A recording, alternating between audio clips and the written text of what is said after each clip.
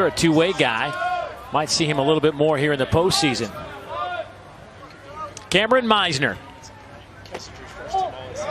Kameron Misner is a great story in that he has kind of been, we expected so much out of him as a junior, but we see it so often. Junior seasons sometimes don't pan out the way you expect, but those around Major League Baseball love that swing right there as he starts things off with a base hit with one out. Well, it's interesting, really. You're getting some people that like him in the top half of the first round, but you know, the truth is the conference numbers haven't been very pretty. Comes into this game 222 with 2 and 10 in conference games. And as much as you like the frame and the ceiling, I think organizations are evaluating conference statistics much more than they used to because they understand how high of the level of pitch. And it's top to bottom, and that's what kind of separates those two teams' offense. If you look at Ole Miss, you look at the first 6 hitters, they're as good as any 6 hitters, but what hurts Ole Miss from time to time is the production down at the... Misner singled his first time up. Average at 291 now. You can get through the regional. UCLA is having some sort of year. Marquee series wins, including against all the elite Pac-12 teams, Oregon State, Arizona. UCLA is a lock to be the 1 seed.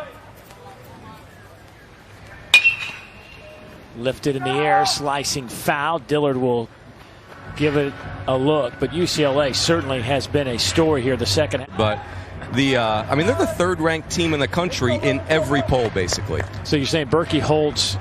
So Berkey's keeping them out of a top 8 because KP beat them around on the golf course. He's punishing the university because of Kyle Peterson. Yeah. Boy, it's flattering. Coach Neal, we got to take a stand. Yes, we do. It's flattering that Runes thinks I have that kind of power. Most of this season had some tough losses down the stretch, but the Pac-12 certainly, with Oregon State, Stanford, and UCLA, look like they have some teams that can certainly get you to Omaha. You know, Stanford's recent postseason history hasn't been great. They did lose 2 out of 3 to UCLA at home.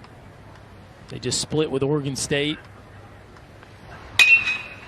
Sharply hit out to second. Adams makes the play. Out number 2. Yeah, Stanford's interesting. I mean, that's a missed opportunity right there. Steve Beazer maybe going to talk about it, but I told you Misner could go get it, and he hops to his feet, and for whatever reason, Chris Cornelius had just wandered off the base. Now the glove might have got here to maybe blow it wide open. Misner with 17 multi-hit games this year, 50 for his career, leads the conference in walks. yeah, careful here because Misner's had 2 good swings. 1 single and 1 ball that was hit very hard to the second base from the ground out. And seeing Will Etheridge for the 3rd time through the lineup. So, Ben, take me through Will Etheridge. Back to the outside corner. And that looked like more of a show pitch just to make him think you're going to go away. And now I wouldn't be surprised if Hakeem comes right back inside again. Oh, just off the plate. That's a real...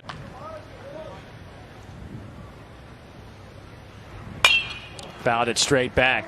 One thing I'll say about Misner, the games I've called, you know, the difference for me between him and Blade is he's maybe a little pickier than Blade. Blade walks because you walk him, not because he's super picky. He goes up there and gets his swing off.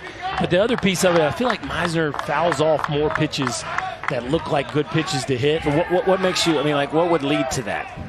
I don't know, because the path does not look sloppy. Like the barrel looks like it's making the right move into and through the zone, but just slightly inaccurate consistently. And we saw the last at bat where he grounded out to second base. There were 2 or 3 foul balls. 2 pitch here with 2 on and 2 outs. To me, this is the fastball we're talking about. You start it right, 2 balls or a ball in the inside corner, you have it leak back. If you miss, you miss in. There it is. That's the pitch. See, that swing not nearly as good. But that's where I think you got to pitch Misner. Now, I don't know, again, injury. Well, if you look at tools, and obviously he's not put the numbers together yet that we think he would, but you give a young man like that 1,000 at-bats at the minor league level, and look, everything else speaks to the power. He can run, he can throw, he can catch. I mean, he's a 5-tool guy. There's no way around it. And I just think he needs the at-bats. In the minor league, the pro season is a lot different. You get 2 times the at-bats, maybe 3 times you do in the college season, and he'll be a different guy in 1,000 at-bats in the minor leagues. Called strike 3. And they chose to go with him because he's their closer. Oh, no doubt. Because Myers is spot on. I mean, there was a pitch right there, a fastball. You get ahead of Misner. Strike. Misner 1 for 3 today. Holds off on that pitch. Now it's 2-1.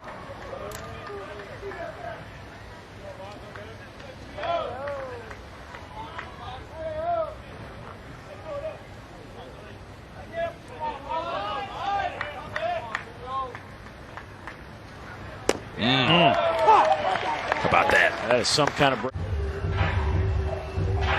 It's a good matchup right here. Myers certainly gets one over the plate. He could definitely hammer one into the trees. But you slowed the bat down twice now. Always thought one of the best sequences is slow, slow, fast. 2 breaking balls in a row. The pitch for me is black inside. If you miss, you miss off the plate. Goes back to the breaking. Could have been.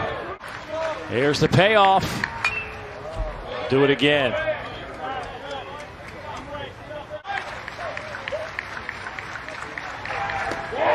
Breaking ball, swing and a miss. Inning is